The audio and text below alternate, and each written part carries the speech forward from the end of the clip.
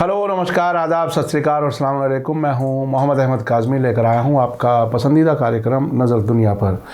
Myanmar में तख्ता पलट हुए आज 1 साल पूरा हो गया है। आज ही के दिन 1 फरवरी 2021 को फौज ने आंग सान सूची की लीडरशिप वाली लोगों की चुनी हुई सरकार को गिराकर हुकूमत अपने कब्जे में ले ली थी और डेमोक्रेटिक लीडर्स को नज़रबंद कर दिया था।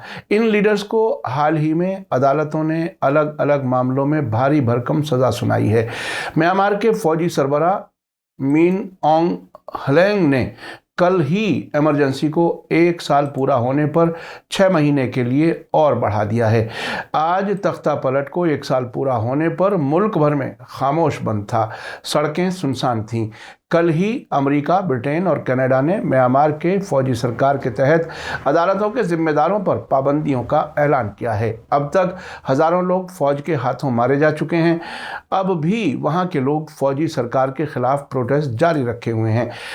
आपको बता दूं कि 2015 में म्यांमार की फौज ने रोहिंग्या मुसलमानों का इतना कत्लेआम किया था जिसकी वजह से लाखों लोग मुल्क छोड़ने पर मजबूर हो गए थे। 10 लाख से ज़्यादा रोहिंग्या मुसलमान बांग्लादेश में हैं। आज हम म्यांमार के मौजूदा हालात और सियासी कशमकश के बारे में आपको बहुत कुछ बताएंगे। आखिर तक ज़रूर देखें।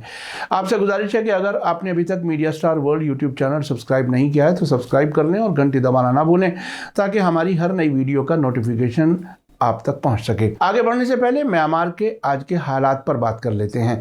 फौजी तख्ता पलट को 1 साल पूरा होने पर आज वहां के कुछ खास शहरों में सड़कें तकरीबन सुनसान थी क्योंकि फौजी हुकूमत के मुखालिफों ने खामोश हड़ताल की अपील की थी। रॉयटर्स के मुताबिक फ़ौज के मुखालिफों का कहना है कि तख्ता पलट से डेमोक्रेसी की तरफ बढ़ते कदम रुक गए हैं। नोबेल इनाम याफ्ता आंग सान सूची की लीडरशिप वाली सरकार को उखाड़ फेंकने को 1 साल पूरा होने पर अमेरिका, ब्रिटेन और कनाडा ने म्यांमार की अदालतों पर नई पाबंदियां लगाई हैं।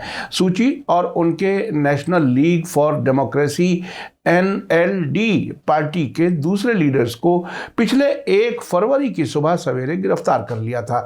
उसी दिन नई सरकार बनाए जाने की तैयारी थी। 2020 के आखिर में हुए इलेक्शन में नेशनल लीग फॉर डेमोक्रेसी के जीतने के बाद जनरलों ने उन पर धांधली का इल्ज़ाम लगाकर नई हुकूमत नहीं बनने दी और मुल्क में 1 साल के लिए इमरजेंसी लगाकर इस दौरान इलेक्शन कराने का वादा किया, लेकिन अब तक इलेक्शन नहीं कराए गए हैं। रॉयटर्स के मुताबिक अमेरिका, ब्रिटेन और कनाडा ने म्यांमार की जुडिशरी के बड़े अफसरान पर पाबंदी लगाई है। अमेरिकी फाइनेंस मिनिस्ट्री ने वहां के अटॉर्नी जनरल थोडाओ, सुप्रीम कोर्ट के चीफ जस्टिस टन टन ओ और चेयरमैन एंटी करप्शन कमीशन यूटन ओ के खिलाफ पाबंदियां लगा दी हैं। अमेरिकी सरकार का कहना है कि ये सारे लोग डेमोक्रेटिक लीडर आंग सान सूची के खिलाफ सियासी वजहों से होने वाली कानूनी कार्रवाइयों में इन्वॉल्व हैं। अमेरिकी फॉरेन मिनिस्टर एंटनी ब्लिंकन ने कहा है कि हम इंटरनेशनल कम्युनिटी की तरफ से म्यांमार के लोगों के सपोर्ट का ऐलान करने और बगावत और मौजूदा हुकूमत के जुल्म के खिलाफ कार्रवाई को आगे बढ़ाने के लिए पाबंदियों के मामले पर ब्रिटेन और कनाडा के साथ मिलकर काम कर रहे हैं। उधर ब्रिटेन की फॉरेन मिनिस्टर लिज ट्रुस ने अपने बयान में कहा है कि म्यांमार की फौजी सरकार वहां के लोगों को जुल्म करके दबाने की कोशिश कर रही है। ब्रिटेन हमेशा आज़ादी, डेमोक्रेसी और कानून पर अमल करने के हक में काम करेगा। हम दूसरे मुल्कों के साथ मिलकर म्यांमार की जालिम और दरिंदा सरकार से जवाब तलब करेंगे। कनाडा ने भी म्यांमार की अदालतों के बड़े जिम्मेदारों पर पाबंदियां लगा दी हैं।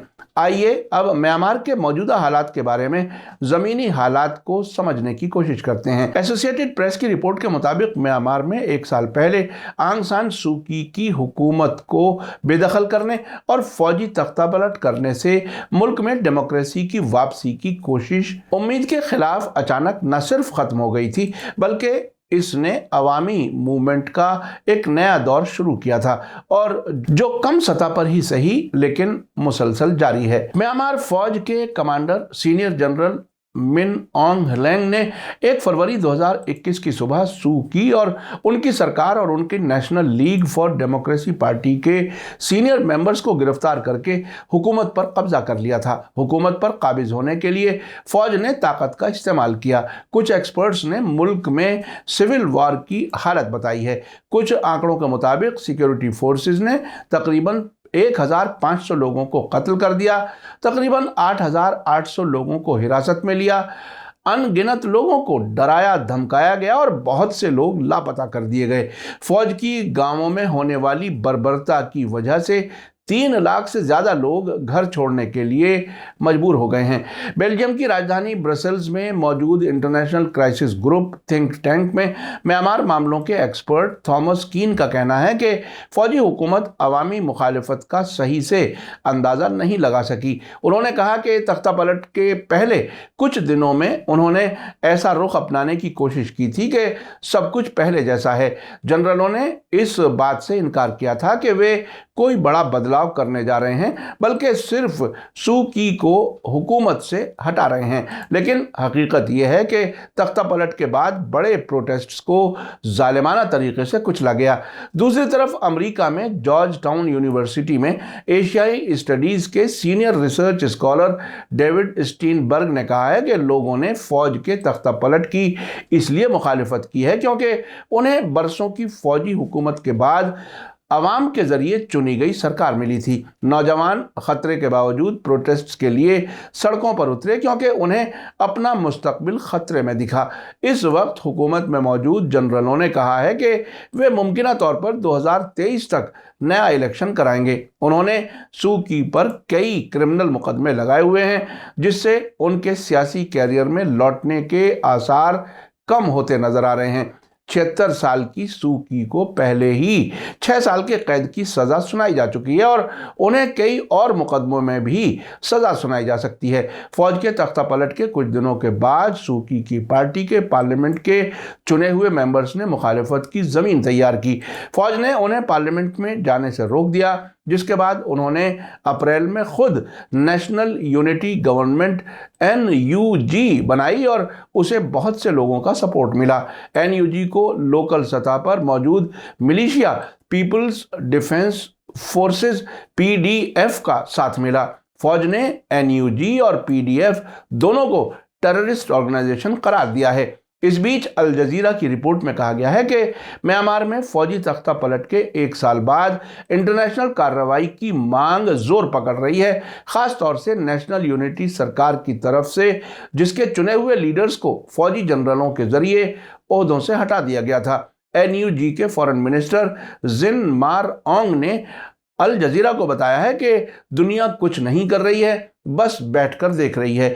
पिछले 1 साल में हमने आम लोगों के खिलाफ गैर कानूनी जुल्म और अत्याचार देखा है। हमने नौजवान पीढ़ी के कमिटमेंट को देखा है जो कह रहे हैं कि वे मौजूदा हुकूमत को कबूल नहीं करेंगे। हाल के महीनों में आम शहरियों, प्रोटेस्ट करने वालों और सियासी एक्टिविस्ट्स के खिलाफ हमले बढ़े हैं।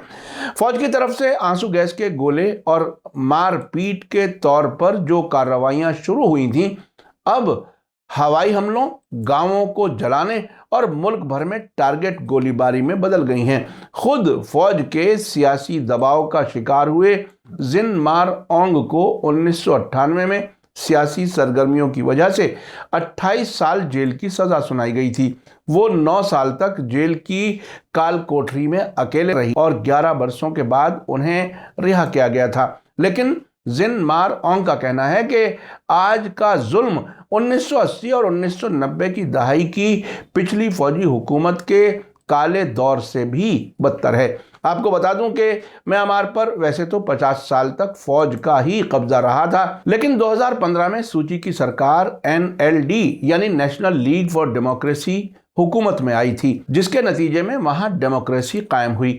इस सरकार को लोगों का खूब साथ मिला, जिसकी वजह से फौज का दोबारा हुकूमत पर कब्जा करना काफ़ी मुश्किल हो गया। इसीलिए उसने 2020 के आखिर में होने वाले इलेक्शन में चुनी हुई सरकार को दोबारा हुकूमत में आने से पहले ही हथियारों की ताकत पर तख्ता पलट कर दिया।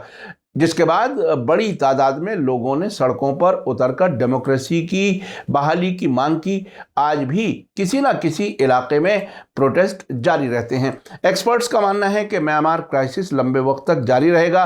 फौज के मुल्क चलाने की वजह से इकोनॉमी डूब गई है, स्कूल और अस्पताल खाली पड़े हैं, बड़ी तादाद में लोग अपनी जान बचाकर पड़ोसी मुल्क थाईलैंड और भारत भाग गए हैं। कमर्शियल हब कहे जाने वाले यंगून शहर के एक बाजार में मौजूद एक शख्स ने नाम नहीं बताने की शर्त पर बताया कि हम अब भी अंधेरे भरे दौर में रह रहे हैं। हमें ये सोचना होगा कि हम अपने टारगेट यानी मुस्तकबिल में अपने सपनों को पूरा करने के बजाय इस फौजी तानाशाही के तहत अपनी रोज़मर्रा की ज़िंदगी की ज़रूरतों को पूरा करने के लिए कैसे जद्दोजहद करेंगे।